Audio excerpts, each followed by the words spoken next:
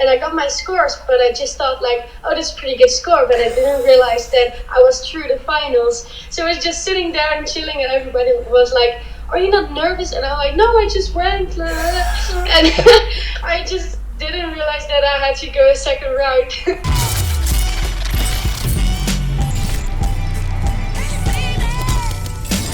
What's up, guys? Today's guest is a Red Bull sponsored athlete and the winner of the 2021 Red Bull Art of Motion. Please welcome back to the JAMCast, Noa Diorgina. What's up?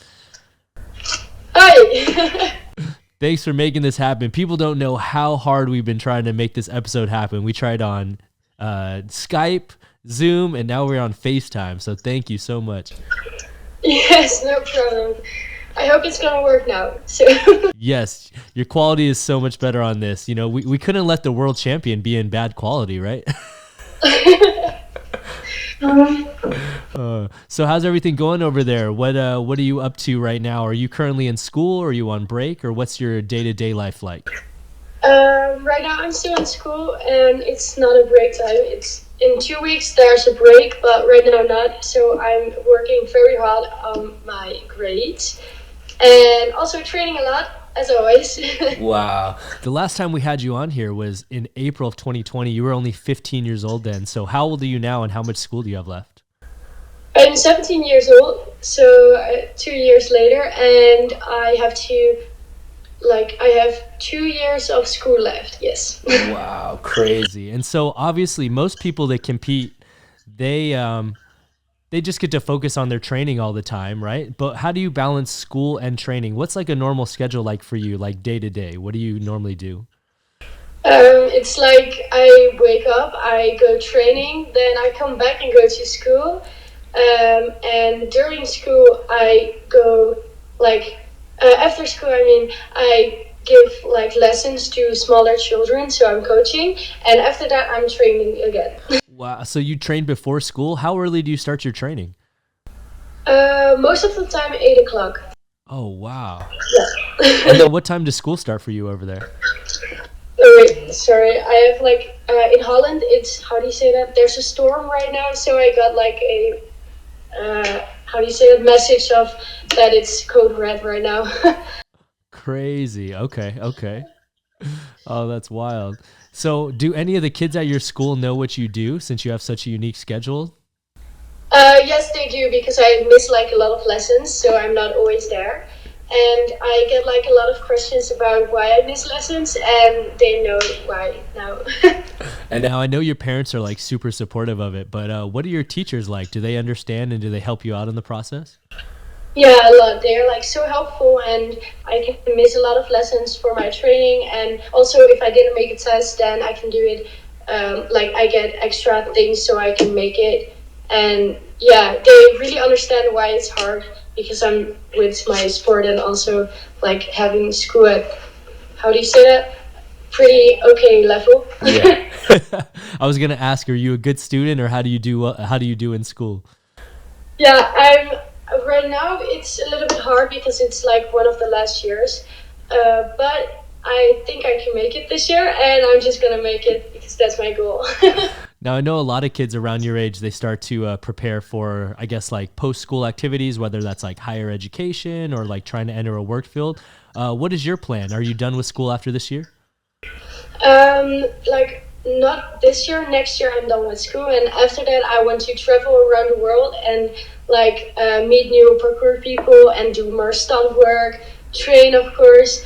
And I don't really want to stay in Holland because it's always raining, and I just want some sun so I can train outside. 100%. Yeah. When you said there's a code red right now, it's so funny because over here in Los Angeles, I was wearing shorts yesterday and was at a pool. Oh my God. I'm so jealous because I really want that. Oh, that's too good. And so obviously, the last time you were on here, one of the things I'll always remember was you weren't even old enough to compete at the Red Bull Art of Motion yet because the age was 16. And so in 2021, you had the chance to finally enter the online competition. And I believe you were one of the 6 qualifiers, if that's correct.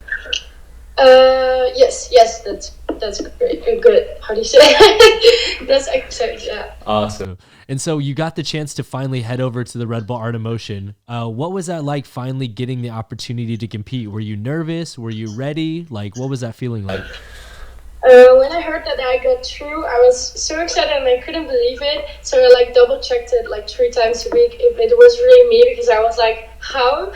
And then when I went for Art of Motion, I just thought like I didn't even knew I would make it. So I'm just gonna do my best and show them what I got, and it worked out pretty well. Wow. And was that your first time actually going to the Art of Motion in person, or had you ever visited before? No, I wanted to visit it before, but I couldn't because of school, and this was the first time that I went there. Awesome. And so who went with you on this trip over there for your first time? Only my coach. So, yeah, that's it. Amazing.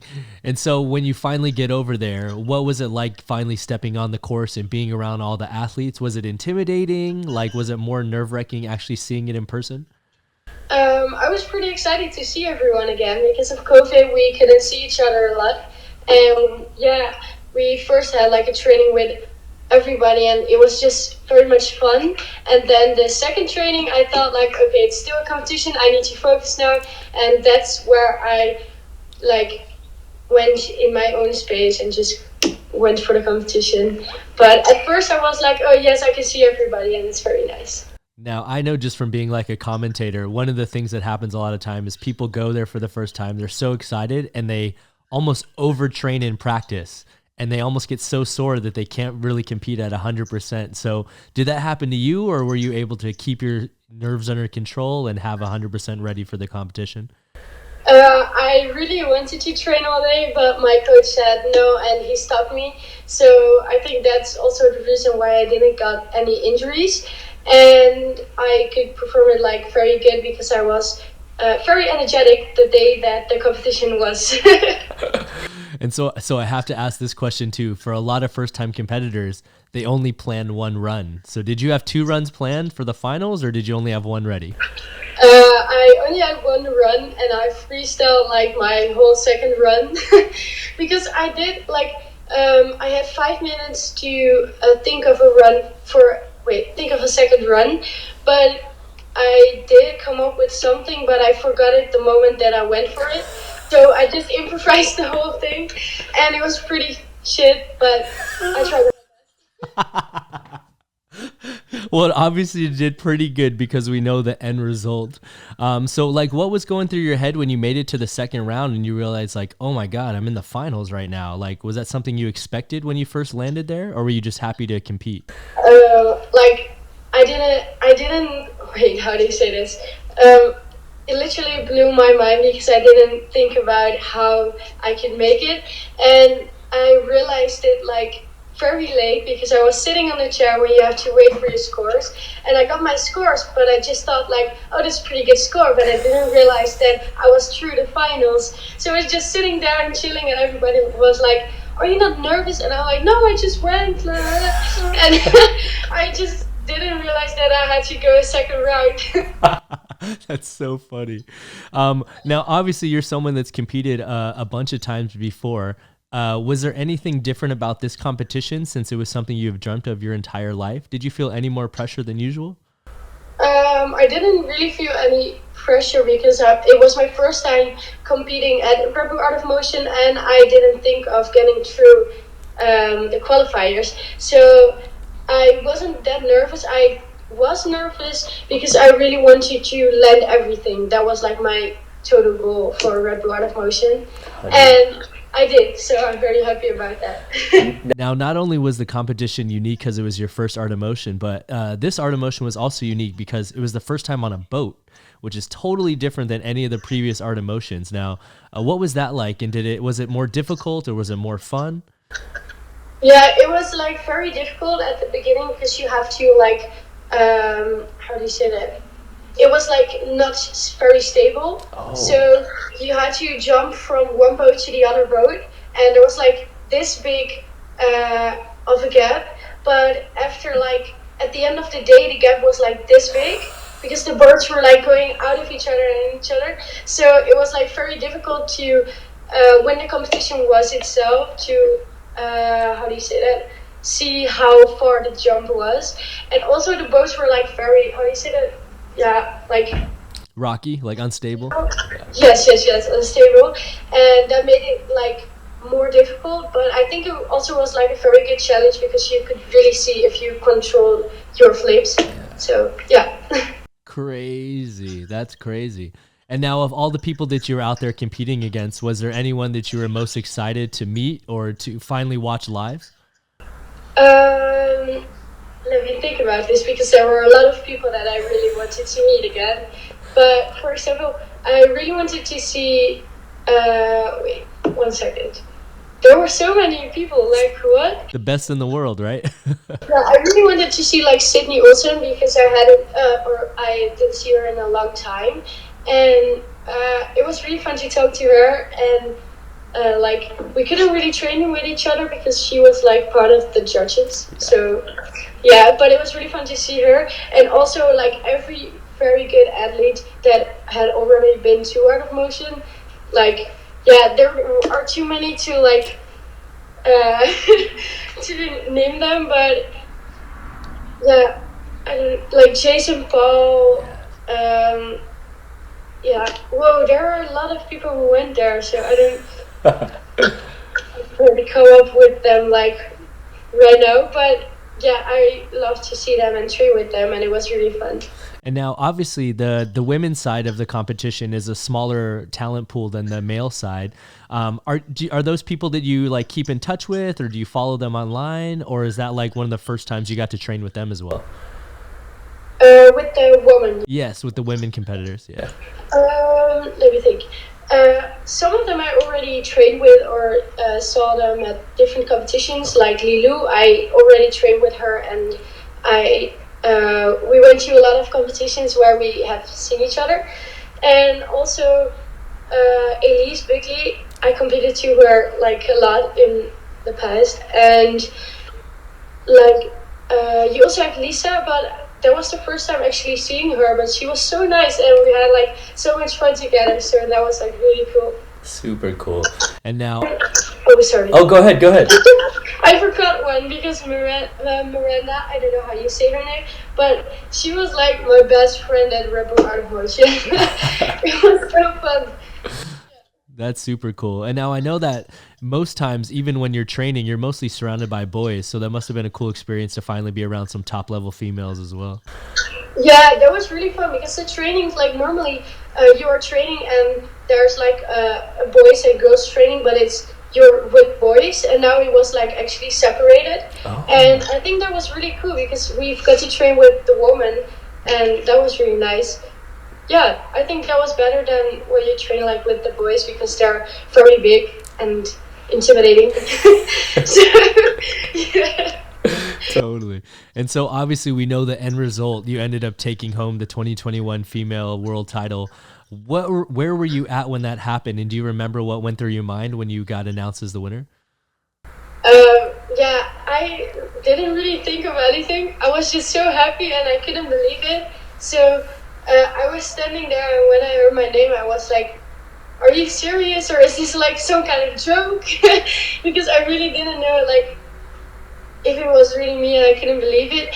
And after that, we had to jump off the boat, but I was like more thinking of that because that was very scary. I did notice that you looked a little wet in some of the stories after. How did they get you guys out of the boat? Was there like a ladder to climb, or?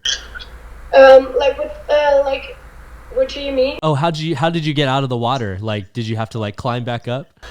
There was like a little ladder, but it was like very old, so you had to watch out because otherwise you get like splinters. I don't know how to say that in English, but yeah. Yeah. No, it's the same word. We use the same word. Okay, nice. So how did you celebrate that night? Like, what was going through your mind?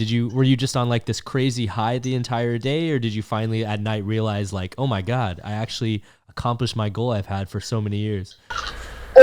Actually, we went to dinner with all of the athletes, and after that there was a very big after party. Yes. And I just went to the after party, and I didn't really think of that at the moment because I didn't realize it. And then, like, I think when I got home in Holland, that's when I really realized that I was like the winner of the woman Red Bull Art of Motion. Wow. That, yeah. So I gotta ask, did you call your parents or did you get a phone call from them shortly after the competition? How did you let them know?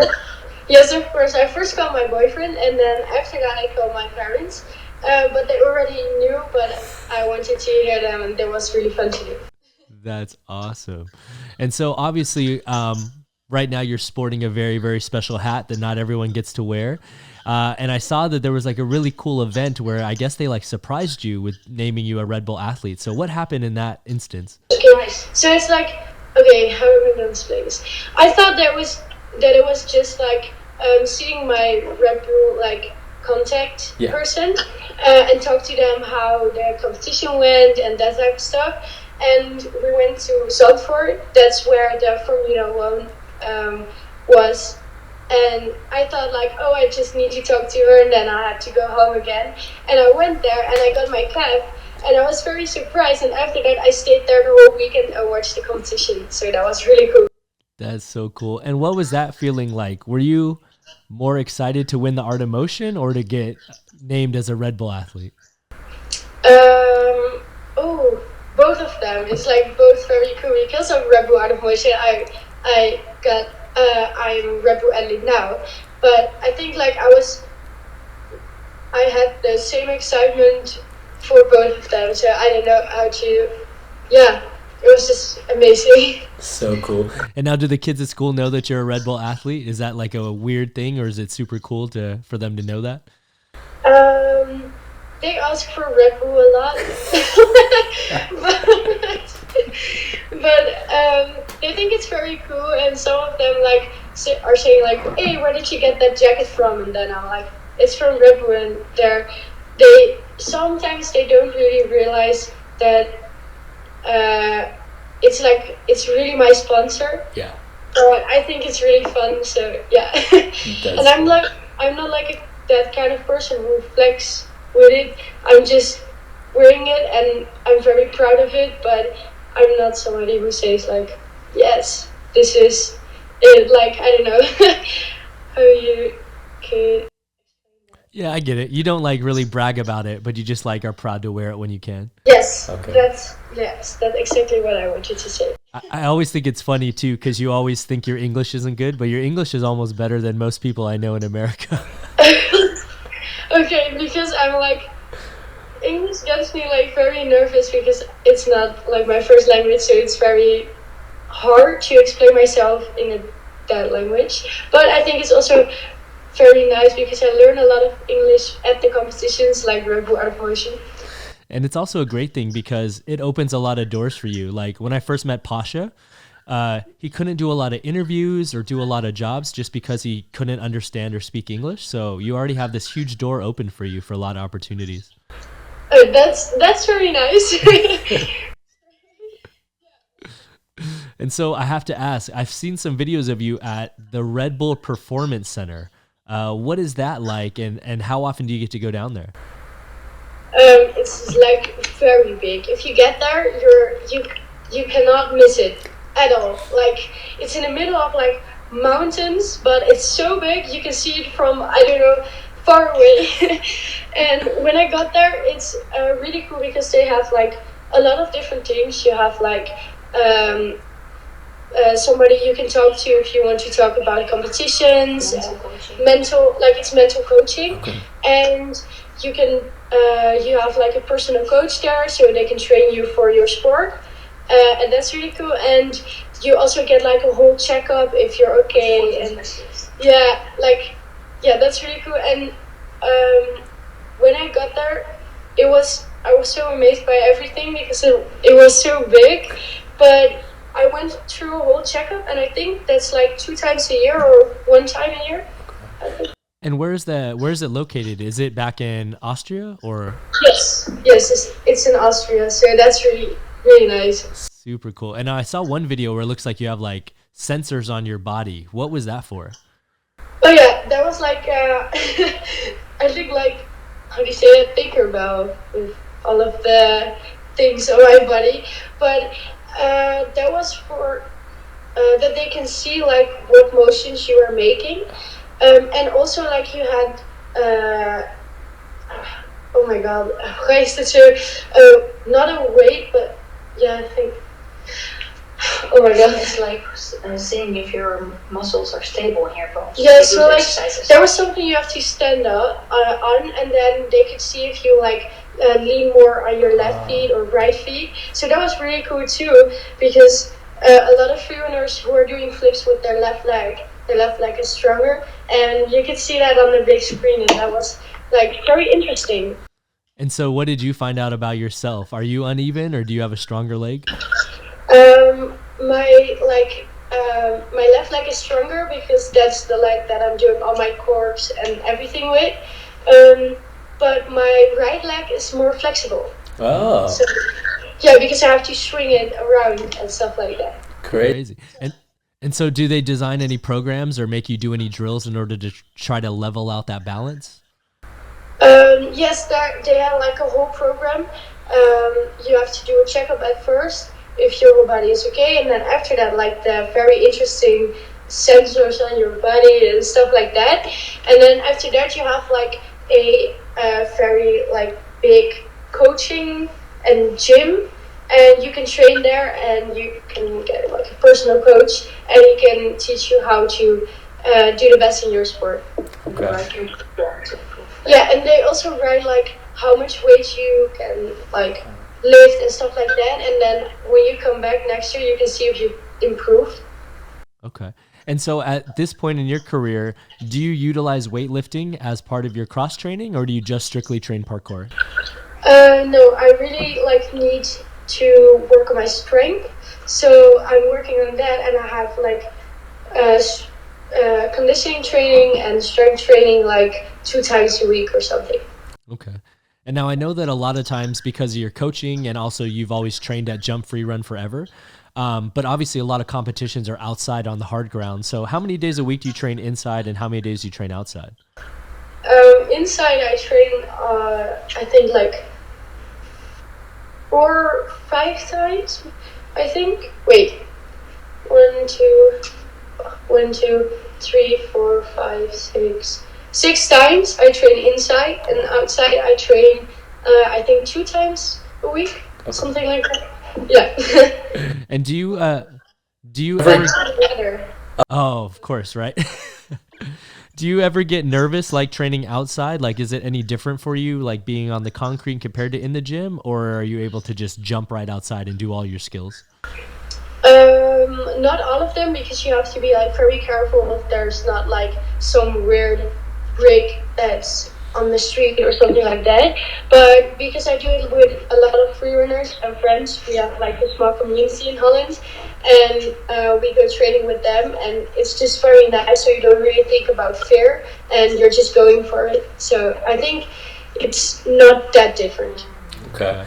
Now, I know when we first had you on the show, you talked about how you're one of the few girls that trains at your gym. Have you seen like an influx or an increase in the number of girls that do parkour where you live? Yes, a lot. Because we now have like a girls only training, and there are a lot of girls there. I don't train there because I always train with boys, so I'm not just gonna switch that out. But yeah, it has increased like a lot this year. Super, super cool. And now, obviously, Red Bull is your main sponsor, but I know that you also have some collaborations with some other brands like MyProtein and Gymshark. What do you do with them, and how did you obtain those?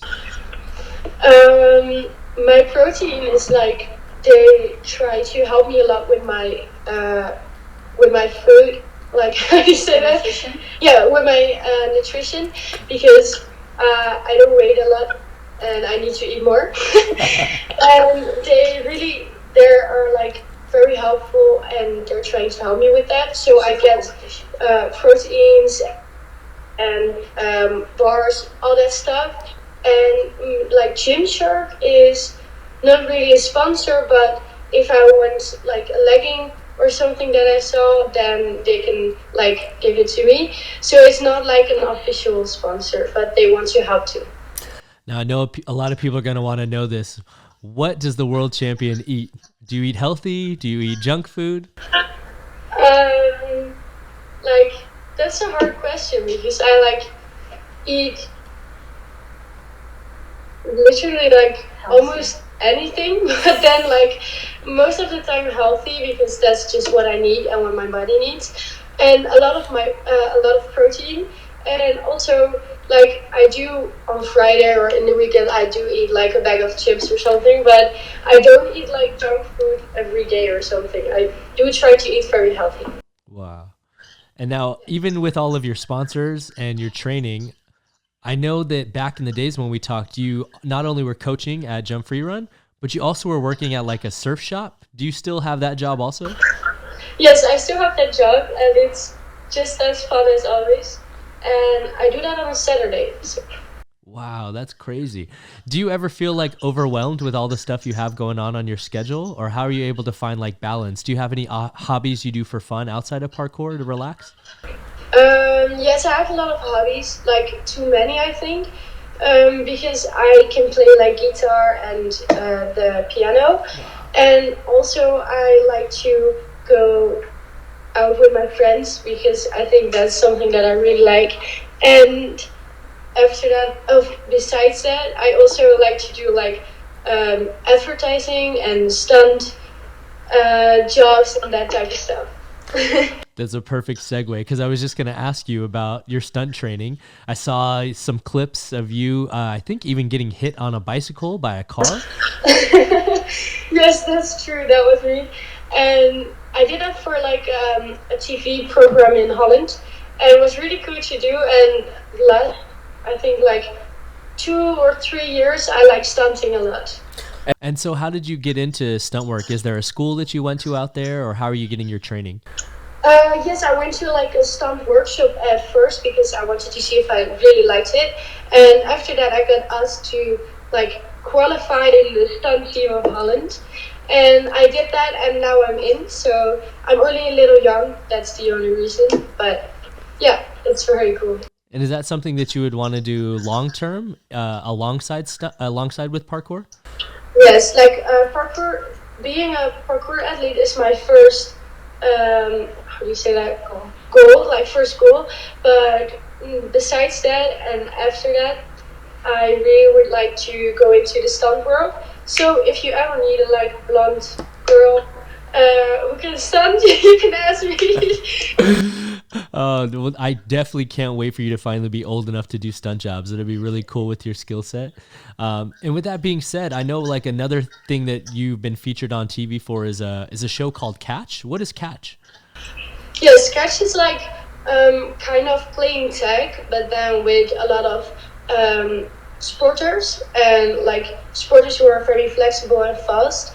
And you have like a lot of different games where you play tag, also like chase tag, and a lot of different games. But you can see it tonight because it's out tonight. Yes.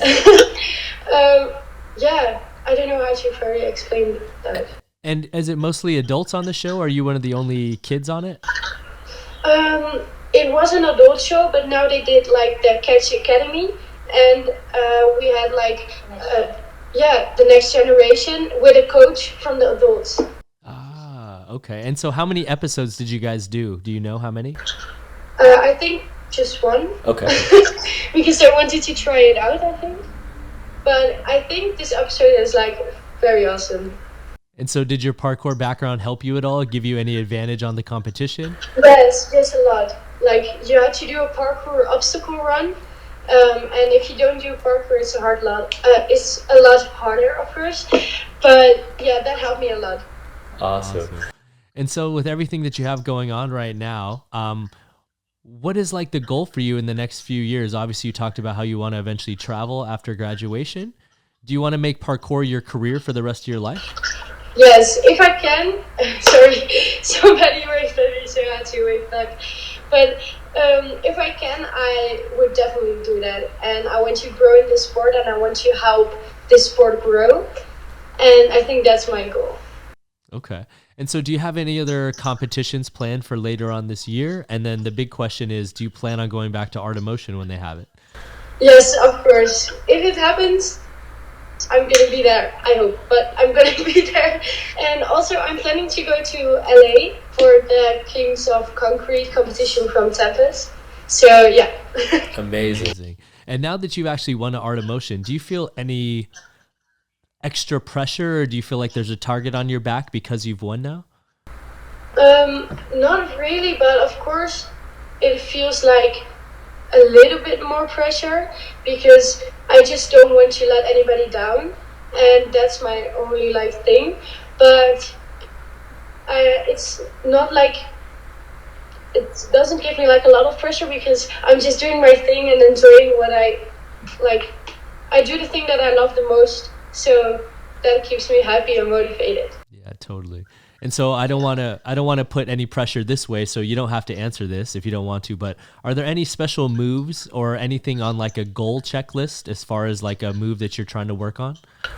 Yes, I have like a few different things that I want to try, but I definitely want to try like triple swing, triple flyweight. But I don't know if it's gonna work out. I don't know if I can do it, but that's like one of the things that I really want to try before I'm too old for that. And so are there any other athletes that you watch for inspiration yourself, or you just kind of focus on your own movement at this point in your career? I watch like a lot of athletes like all the time, like Pasha, Jason Paul, wait, one second. Eric Treerun is his Instagram name. Yeah. He's really cool too. And I have like Jason Paul's like one of my biggest inspirations because he has a lot of creativity, and that's the thing that I really need right now. And I watch like parkour videos of everybody like all day because I want to grow. And so how is your body holding up at such a young age? You're only 17, but you've been in the sport for a while. Have you had any serious injuries, or how do you feel?